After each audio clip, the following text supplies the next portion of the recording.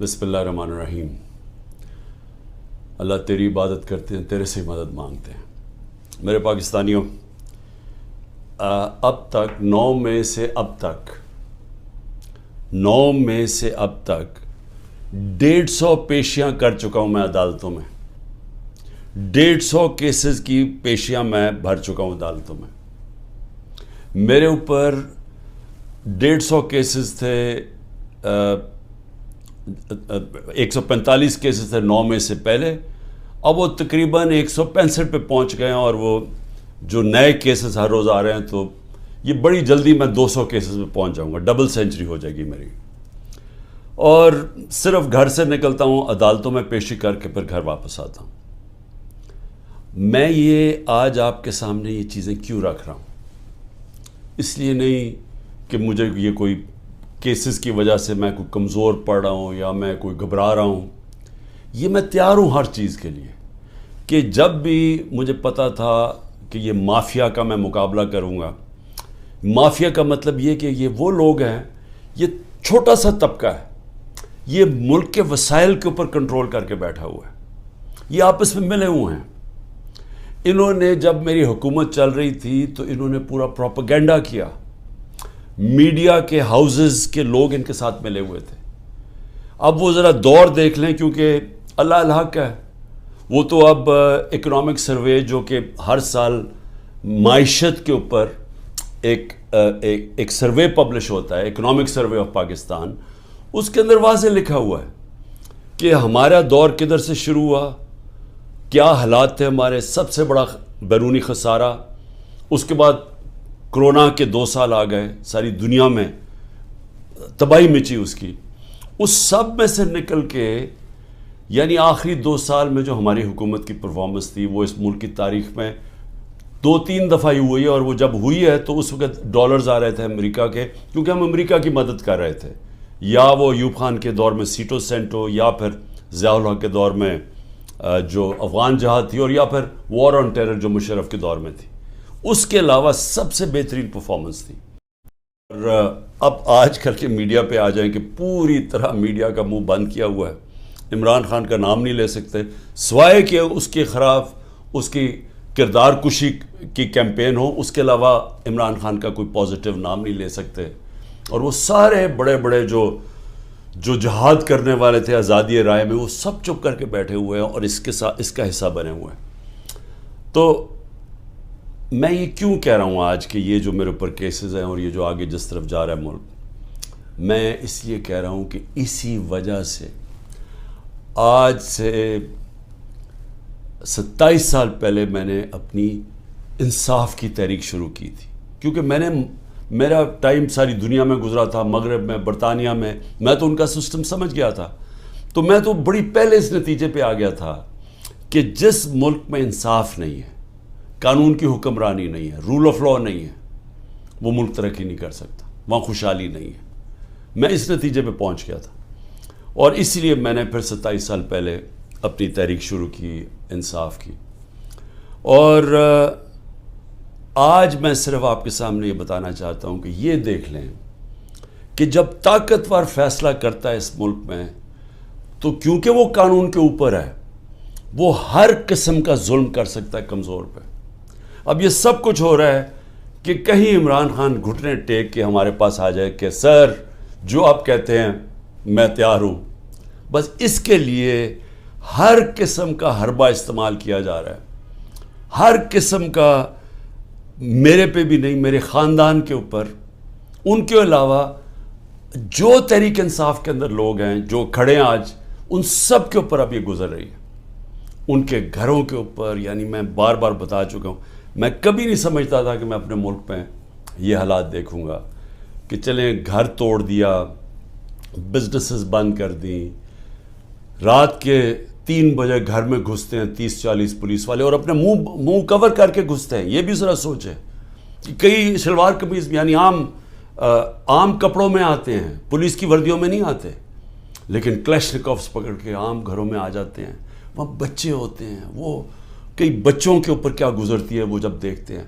आज़म स्वाति के पोतियों के सामने उसको بیوی کے سامنے اندر گھس کے رات کے 3 بجے اس کو مارا، سب کے سامنے دیکھ رہے ہیں اس کو مارتے ہوئے، ایک 75 سال کے آدمی کو، اور صرف اس کی غلطی تھی کہ طاقتور بادشاہ سلامت کے اوپر ایک ٹویٹ کر دی کہ باجوہ صاحب شکریہ آپ نے NRO2 دیا ان چوروں کو، اس کے اوپر سب کو پتہ ہے کہ 9 میں پکڑ کے مجھے انہوں نے جیل میں بند کر دیا. میں تو 3-4 دن مجھے پتہ ہی نہیں کیا ہو رہا تھا، کیونکہ مجھے نظر بند تھا، مجھے تو کوئی ٹی وی نہ خبریں نہ موبائل فون. وہ جب میں سپریم کورٹ میں پہنچا تو اس سے پہلے مجھے وکیلوں نے تھوڑا سا بتایا اور پھر چیف جسٹس صاحب نے بتایا. وہ پہلی دفعہ مجھے پتہ چلا کہ ہوا کیا ہے، اور مجھے تب بھی پوری سمجھ نہیں آئی کہ اس کے پیچھے کیا ہم کر سکتے تھے، کیا ہوا، کچھ انتشار ہوا، کون سے ہمارے لوگوں نے جا کے توڑ پھوڑ جلایا. وہ تو مجھے آہستہ آہستہ پتہ چلا کہ ہوا کیا، اور پتہ چلا کہ پورا پلان بنا ہوا تھا. یہ پلان کے تحت فالس فلیگ آپریشن، یعنی پہلے وہ اس طرح مجھے اٹھایا اور اس کے بعد پھر پہلے پتہ تھا کہ ریاکشن آنا، اور اس سے یہ جو جلانا گھرانا اور یہ کیا، اور اس کی آڑ کے اندر سارے لوگوں کے اوپر بند کر دیا اور میرے اوپر کیسز کر دیے. میں جب جیل میں ہوں تب میرے اوپر کیسز کرنے شروع کر دیے کہ جی میرے کہنے پہ ہوا سب کچھ.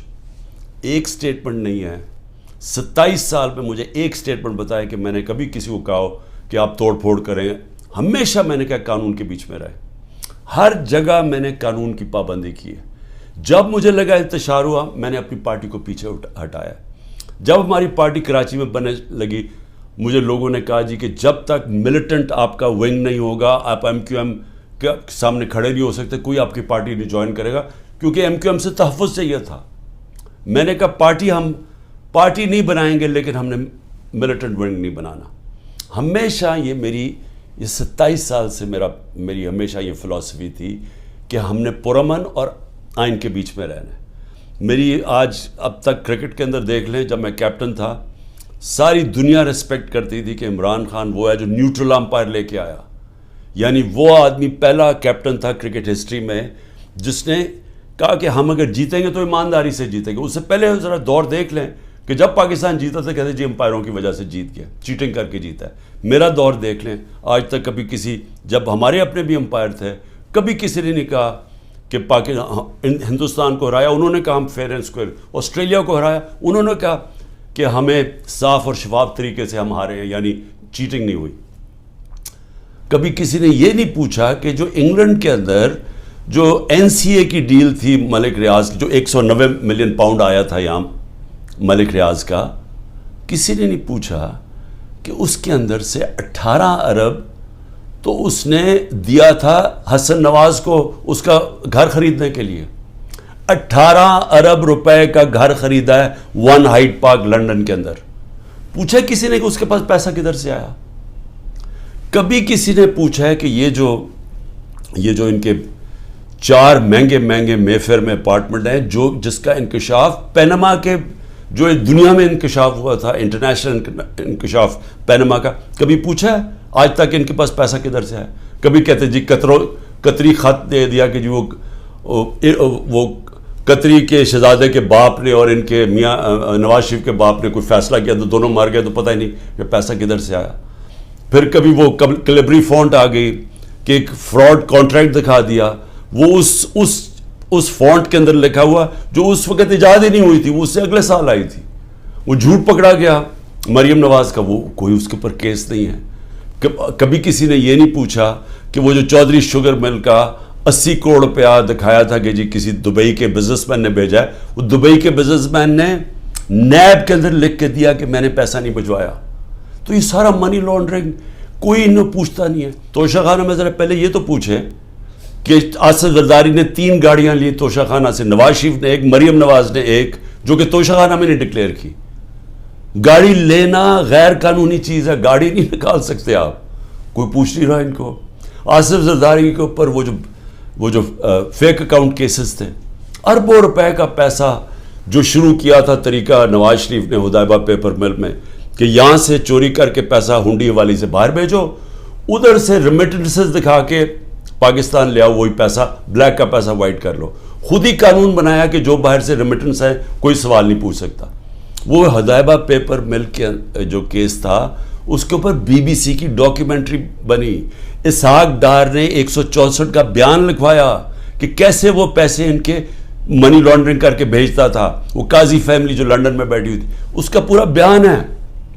تو وہی طریقہ سارا ابھی تک, وہ شہباز شریف کا جو ہمارے دور میں پکڑا گیا, ایک ہی تو ہمارے دور میں ہوا تھا شہباز شریف کا جو کیس, وہی شہباز شریف کے کیسز کہ یہاں سے 8 ارب روپیہ اس کے جو منگوایا وہ فیک اکاؤنٹ سے سارے.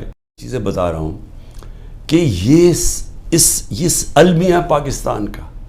کیوں وہ بیچارے جو کشتی میں جن لوگوں سے پوچھیں رشتہ داروں سے, جو گریس میں یہ کشتی میں ہمارے کوئی 300 پاکستانی بیچارے ڈوبے ہیں, ان سب نے کیا کہا کہ ہمیں کوئی امید ہی نہیں نظر آ رہی, پاکستان میں ہمارا کوئی چانس ہی نہیں اپنے آپ کو اوپر لے جانے کا. یعنی وہ لوگ اس ملک سے امید چھوڑ کے بیچارے یہ نکل رہے ہیں, پیسے دیتے ہیں, قرضے اکٹھے کر کے نکلتے ہیں یہاں سے.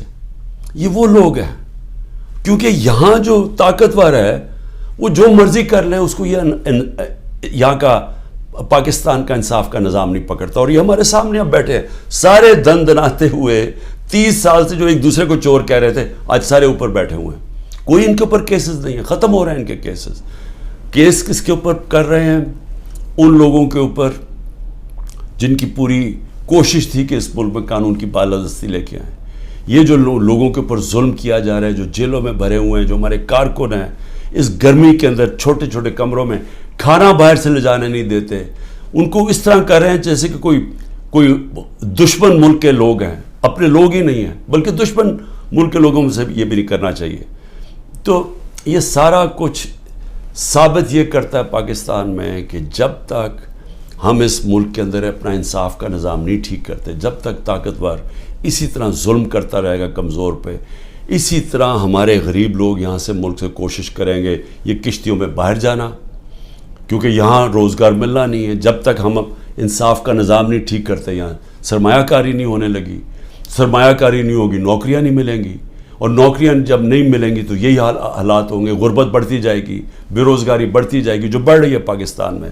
اور جو طاقتور ہے وہ اپنا پیسہ باہر رکھے گا. یہ ساروں کا, یہ جو میں نے نام آپ کو بتائے ان بڑے بڑے خاندانوں کے, سب کا پیسہ باہر پڑا ہے.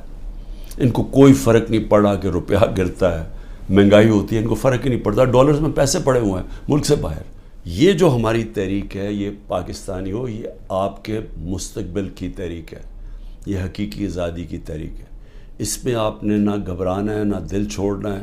اگر ہم اس وقت اپنی جد و جہد سے پیچھے ہٹے تو یہ ہمارے بچے ہمیں کبھی معاف نہیں کریں گے. اس ملک کا مستقبل ختم ہو جائے گا. یہ جو اوپر قبضہ گروپ بیٹھا ہوا ہے اور یہ ظلم کر کے لوگوں کو ڈرا کے ہمیں غلام بنا رہا ہے, آپ نے کسی صورت پیچھے نہیں ہٹنا. میں پھر سے آپ کو کہتا ہوں, پیچھے ہٹ گئے ملک کا مستقبل کیا. وہ جو بڑی خواب تھی پاکستان, جو ہمارے لیڈر قائد اعظم, جنہوں نے جو کانسٹیٹیوشنلسٹ تھے, جو کہ قانون کی حکمرانی پہ چلنے والے تھے, جو آزادی کی جب وہ بات کرتے تھے تو وہ کوئی کمپرومائز نہیں کرتے تھے آزادی کے اوپر. خوددار انسان تھے. یہ غلام ہندوستان میں ایک آزاد انسان تھا جس کے ضمیر کی کوئی قیمت نہیں تھی, جس کے مخالف بھی ان کی عزت کرتے تھے. اور علامہ اقبال جو کئی صدیوں میں ایسا ذہن مسلمان دنیا میں نہیں آیا جو علامہ اقبال کا تھا, جو انہوں نے تصور دیا تھا کہ ہم نے مدینہ کی ریاست کے اصولوں پہ ایک عظیم قوم کھڑی کرنی ہے, اور پھر بتایا کہ کیوں ایک زمانے میں ہم نے دنیا کی امامت کی, اور شکوہ اور جواب شکوہ میں بتایا کہ کیوں ہمارا اب زوال ہے. آج ہم ادھر ہی کھڑے ہیں. ہمیں وہی علامہ اقبال کی جو ان کی شاعری تھی, ہمیں اس کے اوپر ایک ایک شعر کے اندر کہ ہمیں انہوں نے پورا فلسفہ دیا ہوا ہے کہ آزاد قومی کی صرف پرواز ہے, صرف آزاد لوگ ہی اقبال کے شاہین بن سکتے ہیں, غلاموں کا کوئی مستقبل نہیں ہے. پاکستان زندہ باد.